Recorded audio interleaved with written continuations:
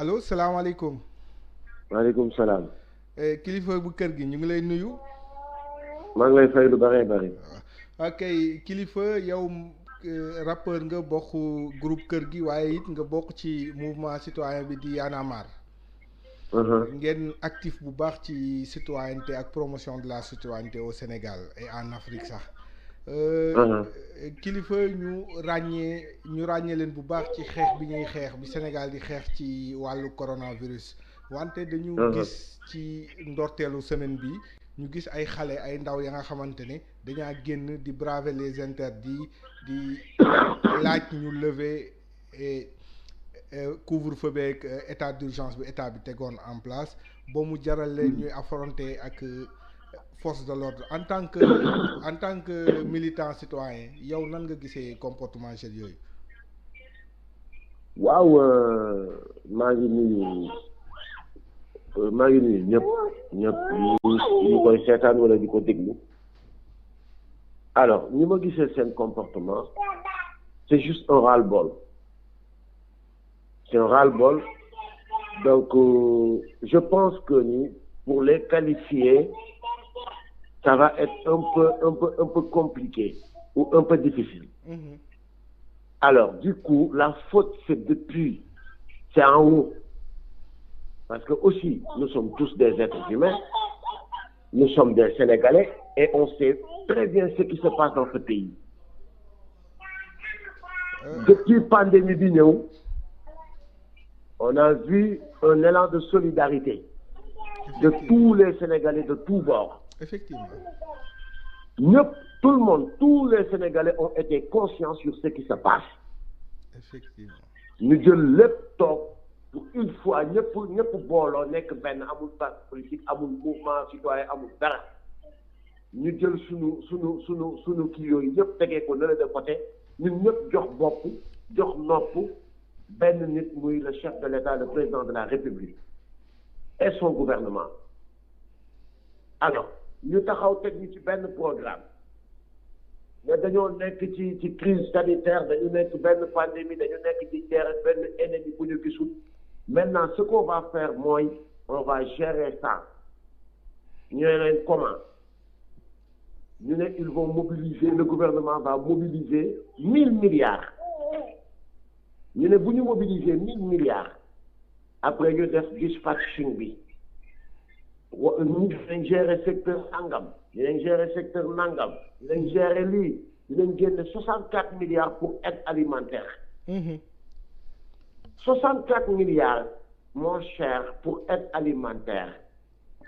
64 milliards tu divises ça par 15 millions de Sénégalais.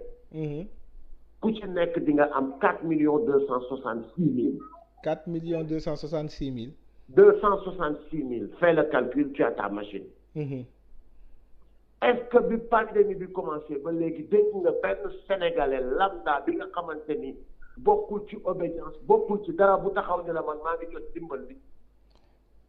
ah am na ñuy jot de. On ne peut pas enfermer des gens. arrêté loo leen seen activité ñu arrêté ko te amul mesure d'accompagnement. Effectivement. waxu am na ñuy jot xaalis boo xamante ni boo ko séddalee chaque Sénégalais ku ci nekk dina am 4 266 000 buñ jëloon au moins chaque Sénégalais ñu jox ko 1 million ne ko toogal sa kër il allait respecter ça. Effectivement dina ko respecter bu baax a baax. mais nit ki boo ko tëjee te joxuloo ko lu mu lekk sa waay dafay fipp. nañ leen waxante dëgg. ku fi wax leneen waxu naa fekk nga wax. gars on n'encourage pas ay violence, on n'encourage pas aussi ñuy braver ay interdiction, on l'encourage pas. Mais suñu état yi la ñuy interpeller suñu bëggee parce que le Sénégalais il est obéissant nañ leen waxante dëgg. On a enfermé les Sénégalais pendant plus de 3 mois, ils l'ont accepté.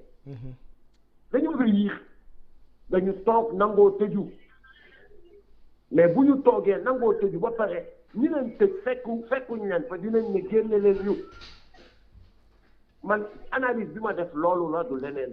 loolu la du leneen mais yéen au niveau de Y'en a marre est-ce que vous cautionnez cette violence là bi xale yi utiliser. non dégguloo ma ne la on ne cautionne pas la violence on ne cautionne pas ku braver ay interdiction loolu moom duñ ci mës a ànd ak kenn.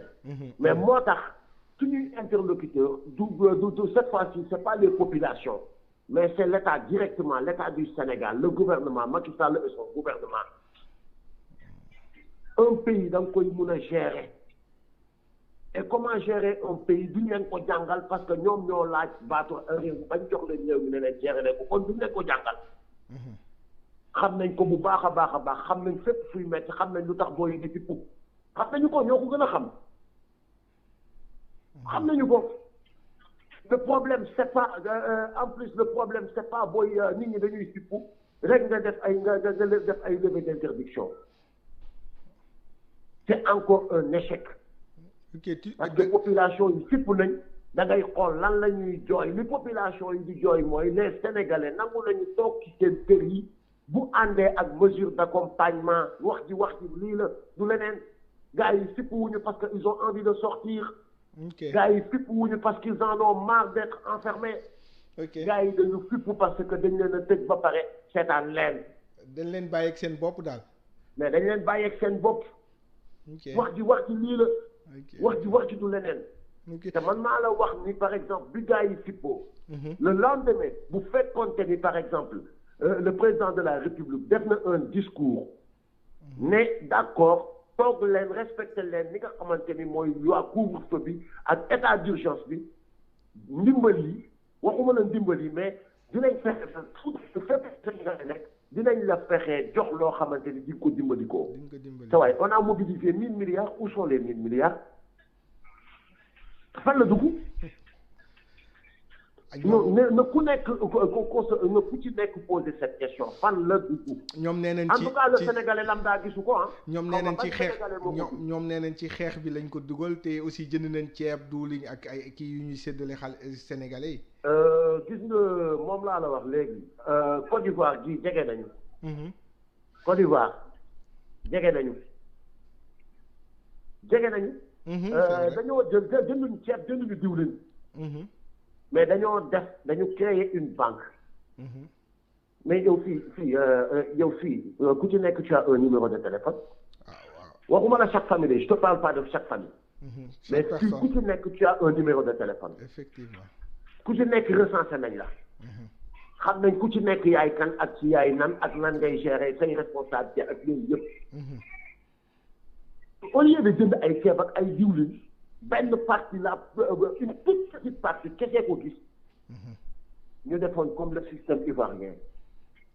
on a envoyé de l'argent à tout le monde. effectivement. on a envoyé de l'argent à tout le monde. 64 milliards. C'est pas une petite somme. C'est pas une petite somme. C'est une grosse somme daal. 64 milliards luñ ci mënul lijjanti. Ça va, il y a anguille sous roche parce que cet argent a été détourné. Ah bon? C'est juste ça amul leneen. ok. su fekkente ni 64 milliards mobilisé nañ ko génne ko ne pour aide alimentaire te Sénégalais yi gisuñ ci seen bopp ba léegi. Cet argent a été détourné. wax ji loolu la. wax ji loolu la dañ ko détourné au détriment des Sénégalais yi jooy. mais bien sûr. mais xoolal analyse bi ma la wax xoolal li ma la wax. effectivement ñun ñëpp ay Sénégalais lañu. gis nga tey jii jarul blâmer ma sàmba tollaguñ sax ci blâmer mais encore une fois le président de la République Macky Sall dama koy interpeller waat directement. gis nga tey jii fi affaire yi toll moom la ci ñëpp yaakaar. mu war a am mëtu liñ ko teg muy président de la République chef de l'État taxaw ak leader gérer cette situation. ku ci nekk li ki sa responsabilité de situer ko et ñu sanctionner la. effectivement. mais ça a été c'est un échec. C'est un échec. Et c'est indéniable.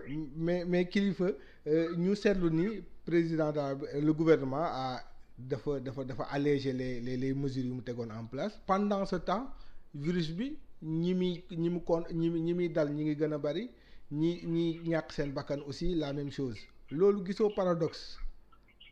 mais moom laa la wax léegi gis nga bi gars yi taxawee ne wëy mënatuñu vous allez pas nous continuer de nous enfermer le président les mesures yi mu jël ça ne devait pas être ces mesures mesures yi mu jël mooy président xam na li gars yi di jooy chauffeurs yi dañu doon taxaw mujj gi chauffeurs yi dañu dem ba taxaw ci digg tali bi yor seen permis di yalwaat. effectivement. yéen loolu ay journalistes ngeen gis ngeen ko. yore seen permis chauffeur là depuis 3 mois dawaluma awma dépense taxax ma lu ma dépense oo. mais kon xam nañ lan mooy problème bi dañoo tëj nit ñi ba pare te accompagné wuñ leen ci tëj bi ñu leen tëj. dëgg la. kon mesure li Macky Sall décision bi moo waroon a jël c'était pas de lever les interdictions ay jàppal bàyyi tijjiwaat affaire yi oto yi commencé jógee fu nekk feebar bi léegi fi mu ne nii tas dugg nag fépp un peu partout dans le pays. ñu lor suñu mag ñi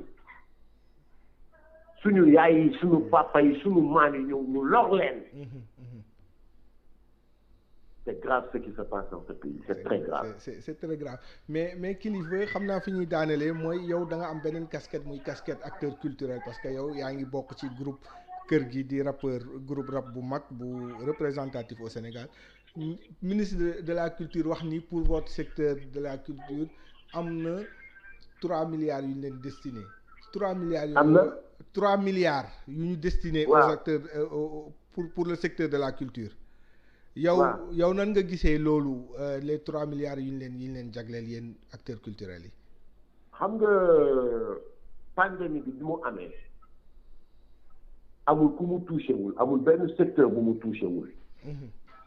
amul benn secteur bu mu touché wul informel comme formel. culture comme presse comme lu ci mën a doon amul secteur bu mu dul touché. effectivement. alors c'était pour man. une très bonne chose de dégager de l'argent pour chaque secteur accompagner leen. Pendant au moment où seen travail nekk aux arrêts. Je suis très d'accord mais yow li ngeen war a laaj du loolu de. lan la est-ce que 3 milliards yi ne dañ ko dégager pour accompagner la culture. Est-ce que culture bi gis na ko. Est-ce que les acteurs culturels gis nañ ko. mais 3 milliards en tout cas ñun de suñu loxo ci suñu baat ca kaw. on a reçu aucun franc venant du ministère de la culture ou du ministre de la culture. mais dañ 3 milliards yi barki démb lañ ko décidé fële conseil des ministres donc séddale bi commencé gul mais dañ leen ko war a séddale yéen acteurs culturels yi loolu la ministre bi wax démb. loolu la ministre bi wax. waaw loolu la wax affaire yi séddale guñ ko mais bërki démb la ko président décidé en conseil des ministres démb mu annoncé ko yow acteur culturel nga say activité taxaw na nan nga xaar ci séddale boobu ñu war a def. en tout cas de toute façon bu fekkente ni lu am la lu effectif la lu dëggu la. bu ñu ko def séddale favoritisme. képp kuy acteur culturel na ci gis boppam. ñun nag kër gi on ne réclame rien on ne demande aussi rien yàlla ñuy fekk si yàlla ñuy dimbali. mais li ñuy réclamer ñun ce qu'on réclame mooy na askan bi gis seen bopp ci li nga xamante ni c'est le contribuable du pays na ci askan bi gis seen bopp. ñun kër gi ku ñu fekk si ñu dem ku ñu fekk si wu ñu gérer suñu bopp yàlla la ñuy toog di xaar yàlla la ñuy xaar. mais li may waxaat bi ci insister mooy. na askan bi gis seen bopp ci le contribuable sénégalais. Inch'Allah. en tout cas yenn yi néeg la yenn yi xaw ma lan la tudd. des milliards volés partout par des adultes ay magum jëpp di sàcc ay milliards bëgg a taxaw naan ay xale da ngeen def investissé. mais kër gi kilifa ñu xam naa fii la ñuy daanele mais yéen au niveau de Y'en a marre yéen vous avez accompagné l'État ba xeex bi commencé léegi fu mu toll nii fi affaire yi toll yéen au niveau de Y'en a marre lan ngeen waajal. lan la ñuy def. waaw. non mais on va continuer de sensibiliser on va pas fuir notre responsabilité. feebar baa ngi fii et c'est réel, la maladie est là, la pandémie est là. Okay. Et c'est vrai. On va continuer de sensibiliser les Sénégalais pour que nous respections les mesures barrières. Nous on va aussi continuer de trouver des bénévoles, des partenaires. Ils vont nous aider à mobiliser 100 000 masques. On a commencé cette campagne et aujourd'hui on est à 20 000 masques. Il nous reste encore 80 000 masques à distribuer. De toute façon, nous allons jouer notre partition, notre rôle, on va le jouer. On ne va pas faire comme le gouvernement de fuir leurs responsabilités. Nous allons assumer. Nous sommes des citoyens, nous sommes des Sénégalais. Le devenir de ce pays nous interpelle et vraiment alors du coup, il faut qu'on joue notre rôle pleinement. Jouez votre rôle. Merci beaucoup Kilifeu. Ñu ngi lay sant di la gërëm bu baax ci disponibilité bi.